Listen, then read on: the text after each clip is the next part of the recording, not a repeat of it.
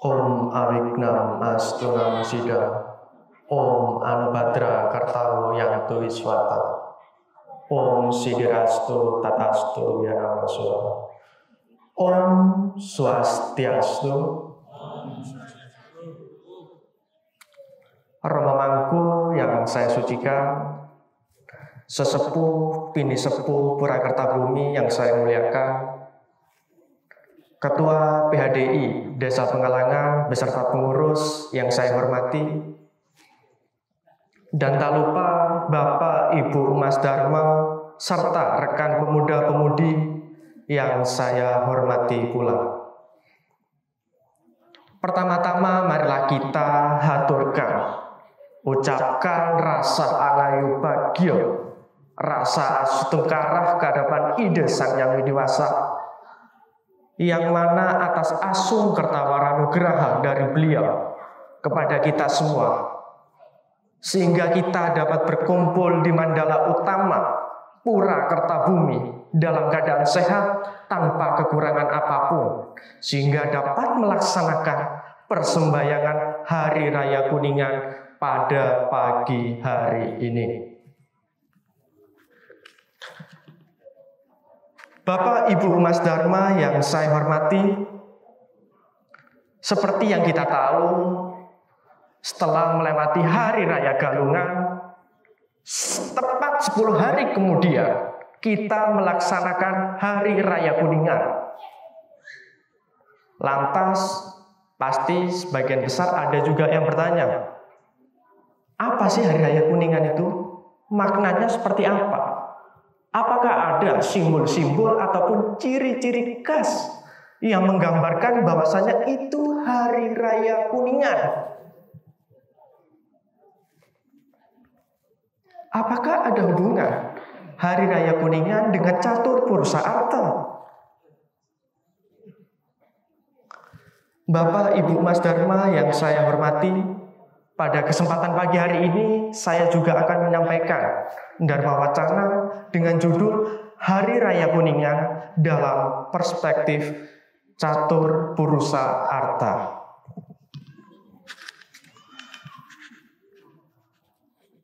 Seperti yang kita tahu, Hari Raya Kuningan itu merupakan hari raya berdasarkan Naimittika Karma.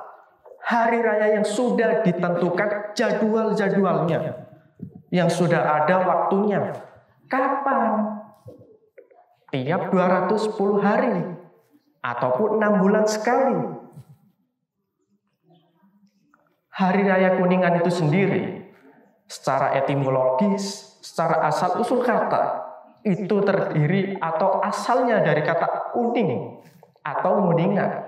Artinya apa? Artinya adalah tahu atau berikrar. Tahu akan apa?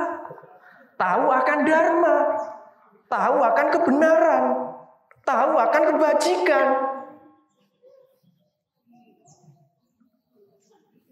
Ibarat kata, Hari Raya Galungan itu adalah peperangan. Itu adalah medan pertempuran. Untuk apa? Untuk memenangkan dharma. Hari Raya Kuningan ini adalah cara kita untuk mempertahankan dharma itu sendiri. Untuk mengarungi kehidupan kita dalam sehari-hari. Harus dilandaskan dengan dharma. Harus ada etika. Harus ada tata krama. Bapak Ibu Mas Dharma yang saya hormati,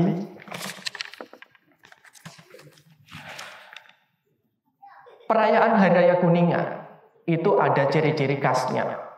Adanya tamyang, adanya endongan, bahkan sampai ada nasi kuning. Itu memiliki makna-makna yang tersendiri, ciri khasnya tersendiri. Tamyang ini berarti memiliki perlindungan, memiliki proteksi. Proteksi apa? Contoh, jika ada cobaan ataupun ujian, tantangan dalam kehidupan, maka kita perlindungannya adalah pada dharma. Sarasamu saya, Bhagavad Gita, kitab suci Weda itu juga menjamin akan hal itu. pada kondisi peperangan, pada kondisi menderita sekalipun. Jika kita berlandaskan pada dharma, maka selamatlah orang itu. Karena apa? Karena melandaskan pada dharma. Kebaikan dijunjung tinggi. Kemudian ada yang namanya endongan. Endongan ini memiliki arti bahwasanya dalam mengarungi kehidupan, modal, bekal, atau dalam tanda kutip bahasa Jawanya sangu. Sangu adalah modalnya dharma. Kita melakukan suatu perbuatan, entah itu melakukan perbuatan yang baik, berpikir yang baik, atau berkata yang baik, seperti ajaran Trikaya Parisuddha, itu juga dilandaskan pada dharma.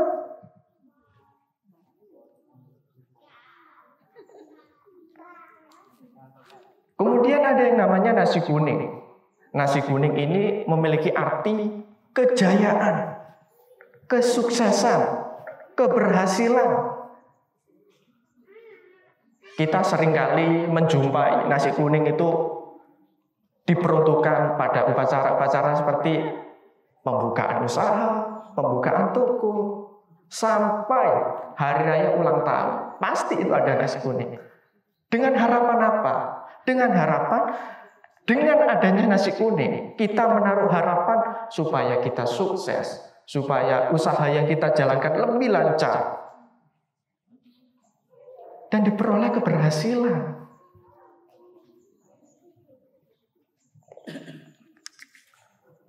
Dengan merayakan Hari Raya Kuningnya, kita juga akan berjanji dan berikrar untuk senantiasa menjalankan dharma. Bapak, Ibu, Mas Dharma yang saya hormati, juga dikutip dalam Sarasamsaya Sloka 99, ataupun yang menyatakan bahwasannya adalah orang yang tidak bimbang, bahkan budinya tetap teguh untuk mengikuti jalan pelaksanaan dharma. Orang itulah yang sangat bahagia. Kemudian kata orang yang berilmu tidak akan menyebabkan kaum kerabat dan handai taulanya bersedih hati, bersusah hati, meski ia sampai berkelana meminta-minta untuk sedekah menyambung hidupnya. Makna dari sloka ini seperti apa? Kita melaksanakan ajaran dharma, menolong orang yang sakit, melakukan dana puningnya, itu semata-mata untuk kita melaksanakan dharma agar kita terbebas dari keterikatan keduniawian.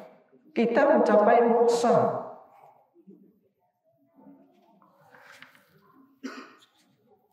Pasti orang-orang juga bosan dengan kata-kata dharma, dharma dan dharma.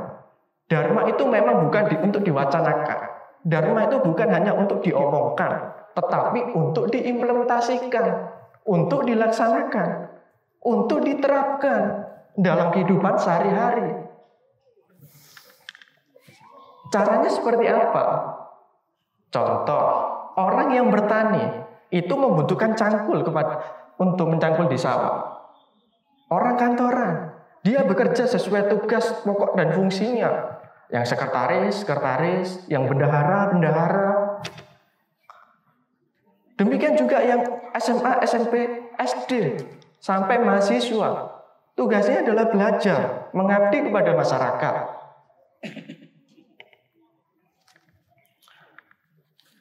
Bapak, Ibu, Mas Dharma yang saya hormati, hal itu juga dikuatkan dengan Sarasamsaya Sloka 43 yang menyatakan bahwasannya adapun dharma itu menyelusup dan mengelilingi seluruh yang ada. Tidak ada yang mengakui pun tidak ada yang diakuinya. Serta tidak ada yang menegur atau terikat dengan sesuatu apapun. Tidak ada bedanya dengan anak seorang perempuan tunasusila yang tidak dikenal siapa bapaknya, rupa-rupanya tidak ada yang mengakui anak akan dia. Pun tidak ada yang diakui bapak olehnya. Perumpamaan ini diambil kenapa?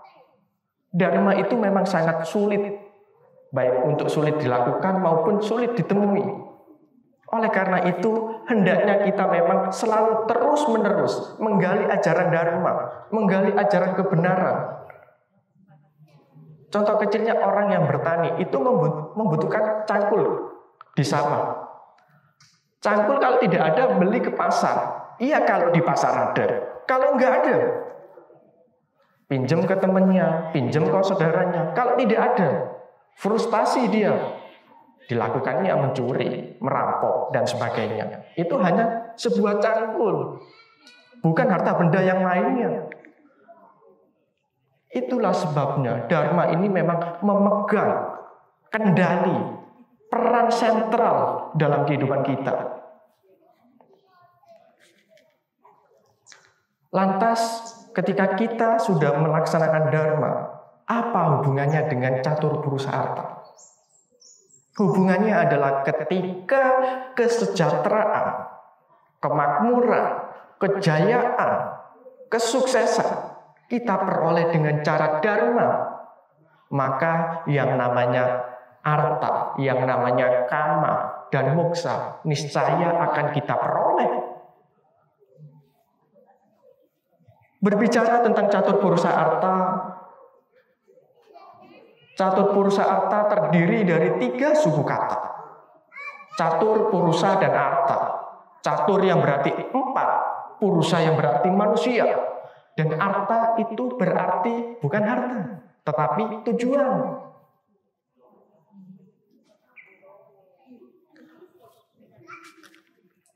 Bagian-bagian dari catur purusa arta itu terdiri dari dharma, arta, kama, dan moksa. Dharma ini memiliki makna kebenaran. Kejujuran juga bisa, kebaikan. Kemudian ada yang namanya arta. Arta dalam hal ini adalah tujuan. Seperti yang kita tahu, orang yang kaya, orang yang mujur, itu bukan dinilai dari seberapa mewah rumahnya, seberapa banyak jumlah mobilnya, ataupun sepatu yang emas berlian dan sebagainya yang mereka pakai. Bukan. Tetapi orang yang kaya adalah orang yang memberikan kemanfaatan pada orang lain. Orang yang memberikan kemanfaatan pada orang lain. Itu merupakan orang yang kaya sesungguhnya. Karena mereka memberikan entah itu pertolongan, kemanfaatan, perlindungan, dan sebagainya.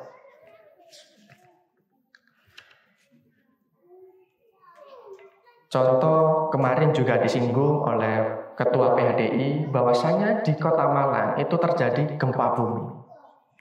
Hendaknya kita sebagai umat juga merasakan hal yang sama. Kita tolong menolong, entah itu baik melakukan donasi ataupun yang lainnya, seperti bantuan medis dan sebagainya. Itu merupakan dana punya kita.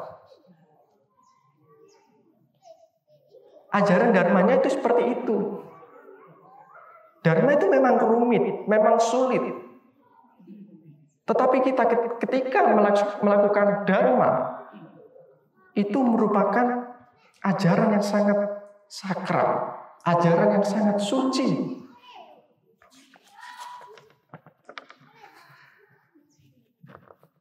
Kita juga mengenal yang namanya tatwamasi. Aku adalah kamu, kamu adalah aku. Ketika yang di sana merasakan kesusahan, kita juga harusnya merasakan hal yang sama. Ketika di sana merasakan kesenangan, di sini juga merasakan hal yang sama. Aku adalah kamu, kamu adalah aku. Kita adalah mereka, mereka adalah kita. Bapak, Ibu, Mas Dharma yang saya hormati, yang ketiga adalah kama. Kama itu berarti keinginan. Keinginan seperti apa, Mas? Keinginan yang dilandaskan dengan dharma. Tetapi ketika keinginan itu tidak dilandaskan dengan dharma, itu sangat-sangat tidak dianjurkan untuk diterapkan. Keinginan itu belum tentu kita memiliki kebutuhan ataupun memerlukan. Tidak necessary, tidak memerlukan. Tetapi ketika kita memerlukan, itu yang namanya keinginan. Contohnya apa? Mahasiswa, siswa SD, SMP, SMA dalam kondisi seperti ini, sekolahnya itu daring, online, lewat Zoom, Google Meet, dan sebagainya. Itu memerlukan yang namanya gadget, handphone, atau laptop.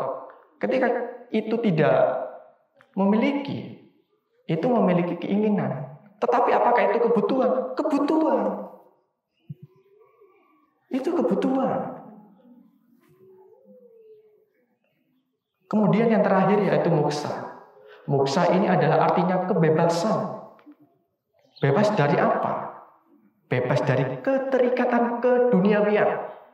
Bebas dari yang namanya materi. Bebas dari yang namanya jabatan. Bebas dari yang namanya kedudukan. Itu moksa. Ada istilah yang dinamakan moksartam jaga dita yaca iti dharma. Moksa itu merupakan tujuan tertinggi dalam agama Hindu.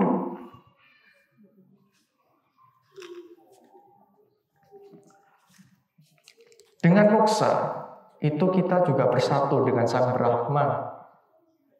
Oleh karena itu, untuk mencapai moksa memang sangat berliku-liku, banyak tantangannya, banyak cobaannya, banyak ujiannya. Untuk itu kita senantiasa, seharusnya, seyogyanya kita melaksanakan ajaran-ajaran dharma, ajaran-ajaran kebaikan.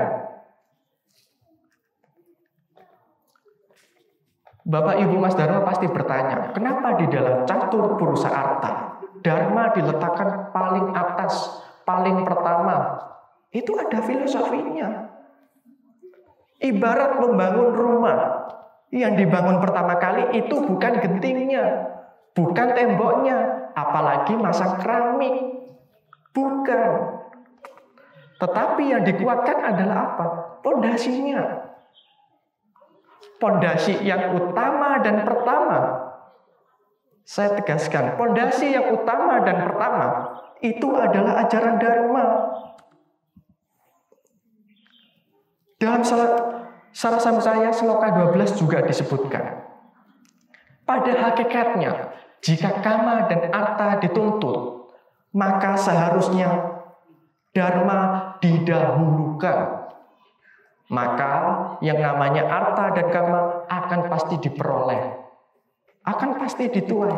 Tetapi sebaliknya, jika arta dan kama didahulukan, menyampingkan dharma dan diperolehnya dengan cara yang menyimpang dari dharma, maka itu sama saja tidak ada artinya, tidak ada nilainya.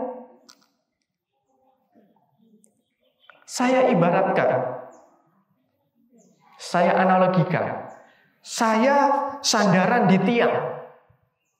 Tiangnya ambruk, sayanya jatuh.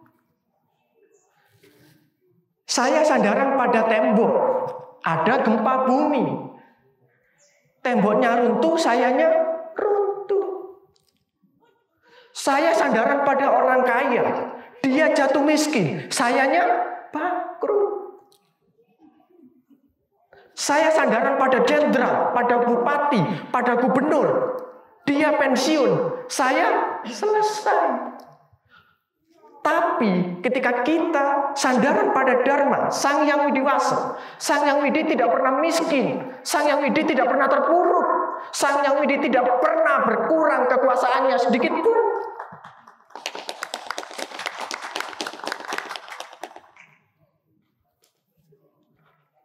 Oleh karena itu, maka umat Hindu, sesulit apapun zaman yang kita lewati seperti ini, hendaknya kita bersandar, berpatokan dan berpegangan pada ajaran dharma itu sendiri.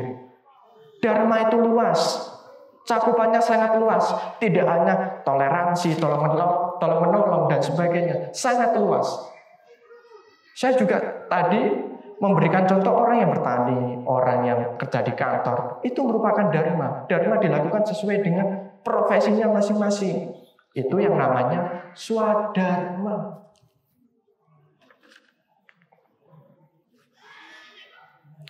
Bapak Ibu Mas Dharma yang saya hormati, demikian Dharma Wacana yang bisa saya sampaikan. Kurang lebihnya saya mohon maaf yang sebesar-besarnya. Saya juga manusia yang biasa, tidak luput dari dosa ataupun kesalahan. Akhir kata, semoga kedamaian menyertai kita semua. Saya akhiri dengan Parama Santi.